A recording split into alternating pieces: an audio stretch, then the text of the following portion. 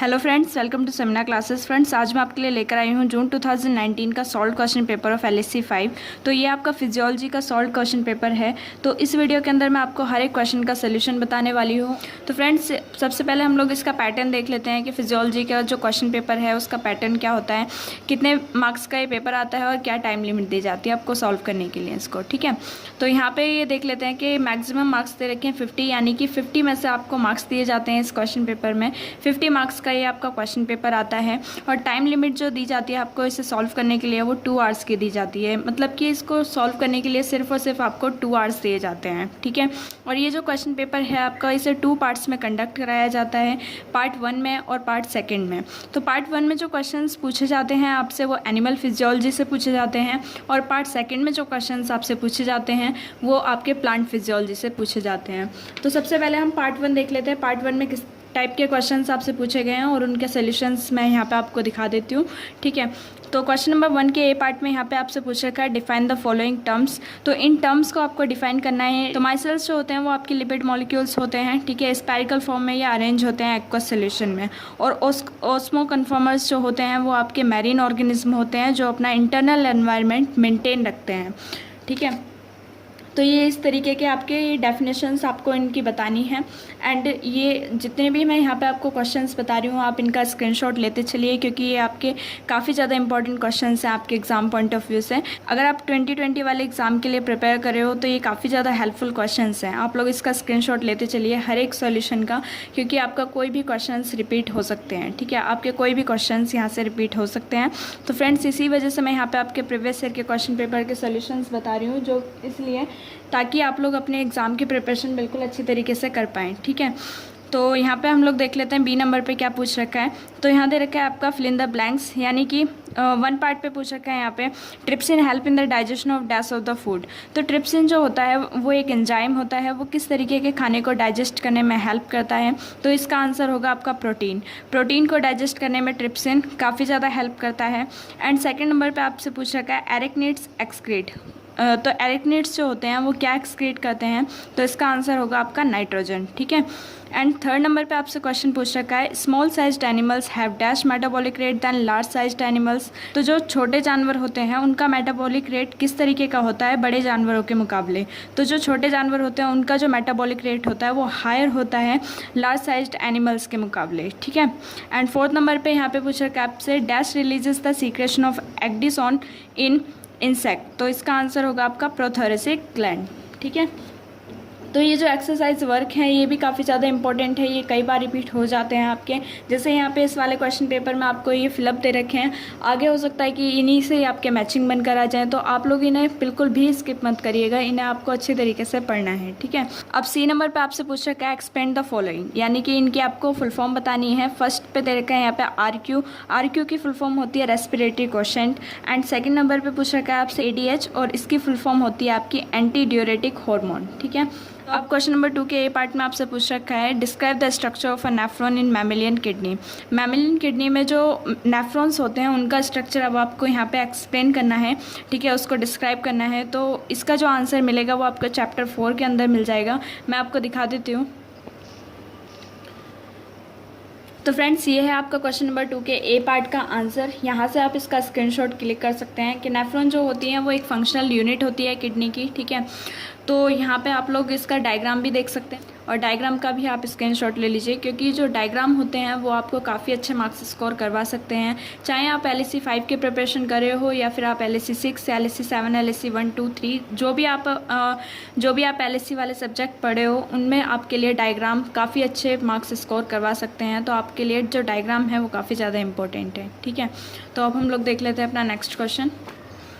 तो question number B पे है आपका व्हाट इज़ ग्लोमेरुलर फिल्ट्रेशन। तो यहाँ पे इसका आंसर दे रखा है। ठीक है, आप इसका स्क्रीनशॉट ले लीजिए। एंड क्वेश्चन नंबर 3 के ए पार्ट पे यहाँ पे क्वेश्चन पूछ रखा है आपसे explain the process of clotting of blood. ठीक है, तो यहाँ पे आपको ब्लड के क्लॉटिंग होने का जो प्रोसेस है उसको एक्सप्लेन करना है। ठीक है, तो ये वाला जो आंसर आपको मिलेगा वो चैप्टर 3 में क्लॉटिंग मैकेनिज्म वाले टॉपिक में आपको इसका आंसर मिल जाएगा। तो मैं यहाँ पर आपको इसका आंसर बता देती हूँ। तो फ्रेंड्स, आप लोग यहाँ देख सकते हैं ये है क्लॉटिंग मैकेनिज्म वाला आंसर। ठीक है, यहाँ पे आपको ये ब्लड क्लॉट क्यों होता है इसका पूरा प्रोसेस आपको पता लग जाएगा। इसका जो आंसर है वो यहाँ से लेके यहाँ तक है, ठीक है। ये टेबल भी आप इसे पढ़ सकते हैं, काफ़ी ज़्यादा इम्पोर्टेंट है ये भी, ठीक है। तो आप लोग इसका स्क्रीनशॉट ले लीजिए। और अब हम देखते हैं अपना नेक्स्ट क्वेश्चन। अब है आपका क्वेश्चन नंबर 3 का B part. What is the role of lymphatic system in the body. Lymphatic system का बॉडी में क्या रोल होता है, ठीक है। तो इसका जो आंसर मिलेगा वो भी आपको चैप्टर 3 के अंदर ही मिल जाएगा। तो मैं यहाँ पे इसका आंसर आपको दिखा देती हूँ।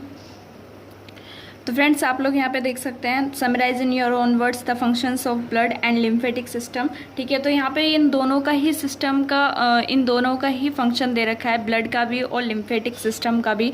तो आप इन दोनों का ही स्क्रीनशॉट ले लीजिएगा क्योंकि ये दोनों ही इंपॉर्टेंट हैं, ठीक है। इसमें से भी आपका क्वेश्चन बन सकता है और इसमें से भी।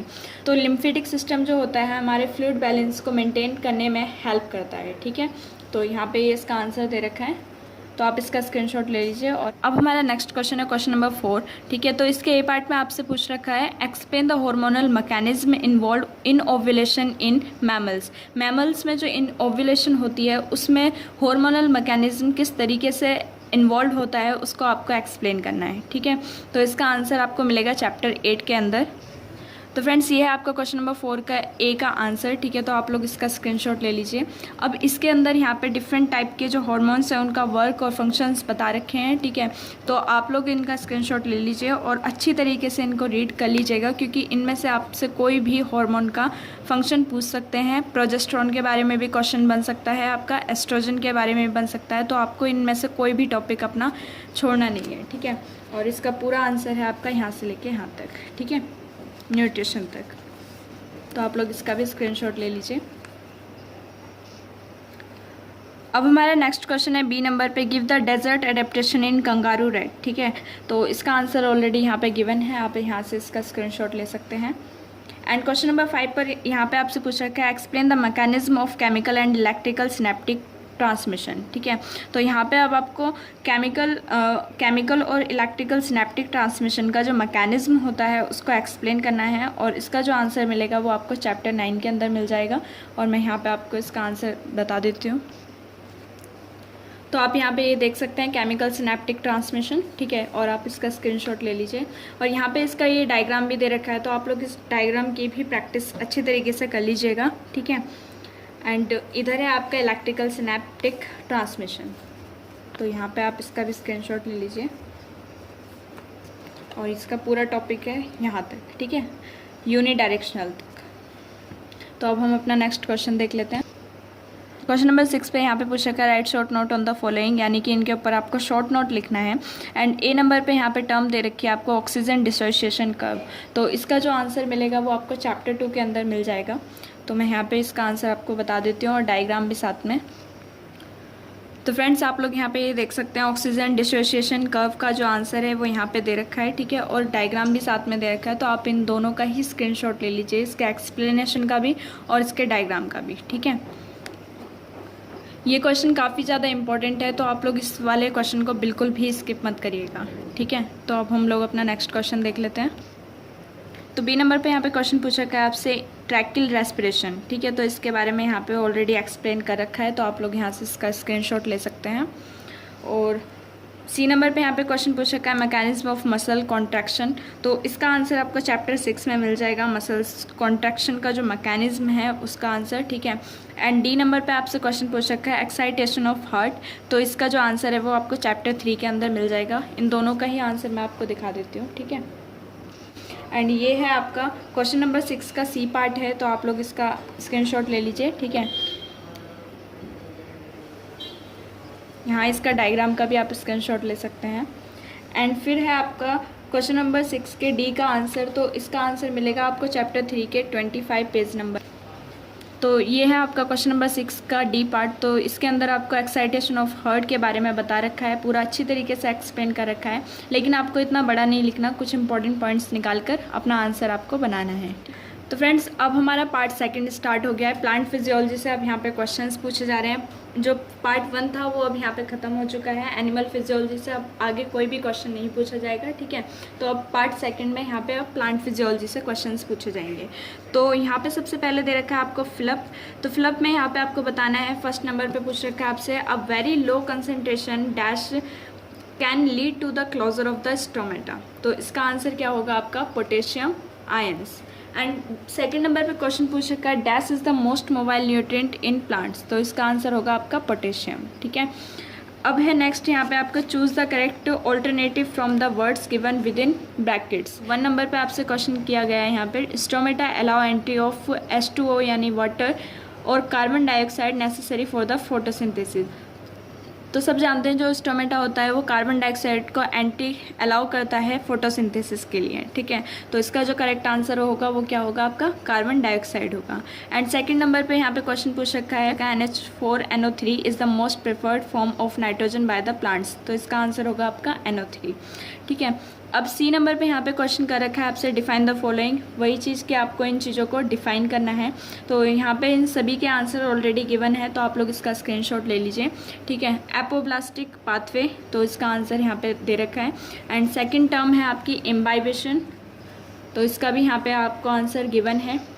एंड थर्ड नंबर पे पूछ रखा है स्टोमेटल फ्रीक्वेंसी, तो यहाँ पे इसका भी आंसर ऑलरेडी गिवन है।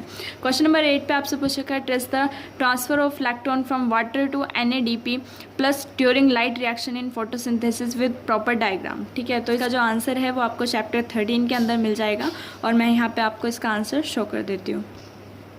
तो फ्रेंड्स आप लोग यहाँ पे देख सकते हैं, ये है photo reduction production of reducing power NADPH। तो यहाँ से इसका आंसर स्टार्ट है, ठीक है। और ये डायग्राम इसी के अंदर बनाया गया है, तो आप लोगों को भी ये डायग्राम अच्छी तरीके से इसकी प्रैक्टिस करनी है।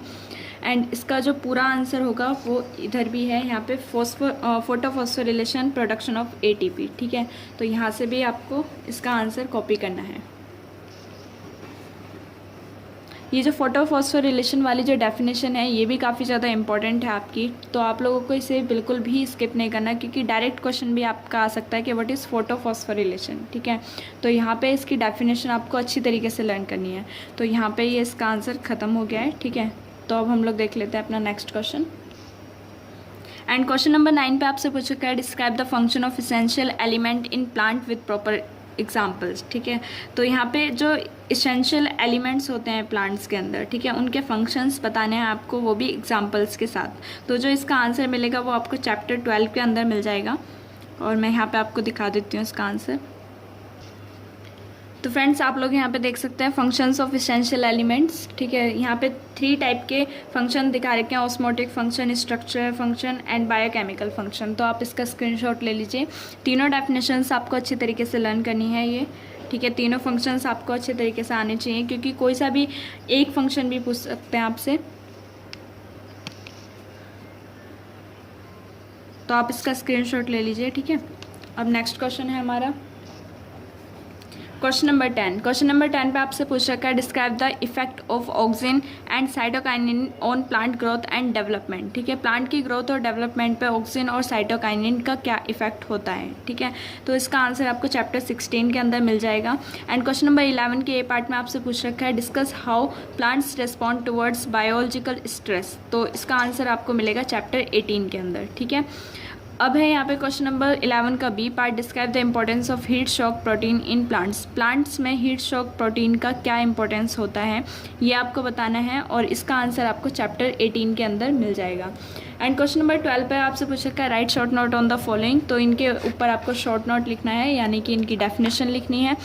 तो फर्स्ट नंबर पे पूछ रखा है यहाँ पे रेड ड्रॉप के बारे में, एंड सेकंड नंबर पे पूछ रखा है यहाँ पे मंच प्रेशर फ्लो मॉडल के बारे में, एंड सी नंबर पे आपसे पूछ रखा है gifted species for nitrogen fixation. तो इन सभी का जो आंसर है वो आपको चैप्टर 13, 14 और 15 के अंदर मिल जाएगा। फ्रेंड्स यहाँ पे ये क्वेश्चन पेपर आपका ख़त्म हुआ है, और इस वीडियो के अंदर मैंने आपको ज़्यादा से ज़्यादा सोल्यूशन बताने की कोशिश की है। तो फ्रेंड्स अगर ये वीडियो आपको पसंद आए तो इसे लाइक कर दीजिएगा, और अपने दोस्तों के साथ इसे ज़रूर शेयर कर दीजिएगा, ताकि और स्टूडेंट की भी हेल्प हो पाए।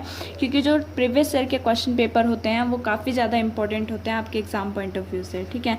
तो प्रीवियस ईयर के क्वेश्चन पेपर की तो आपको अच्छी तरीके से प्रैक्टिस करनी ही करनी है अगर आप अपने एग्ज़ाम की प्रिपरेशन अच्छी करना चाहते हैं तो, ठीक है। फ्रेंड्स, अगर आप चाहते हैं कि मैं इसी तरीके के आपके सॉल्व क्वेश्चन पेपर्स लेकर आती रहूँ तो आप लोग इस चैनल को सब्सक्राइब कर लीजिए और साइड में एक बेल आइकन होगा उसको प्रेस कर दीजिए ताकि आपको इसी तरीके की वीडियोज़ की नोटिफिकेशन बिल्कुल करेक्ट टाइम पर मिलती रहे। Thank you for watching this video.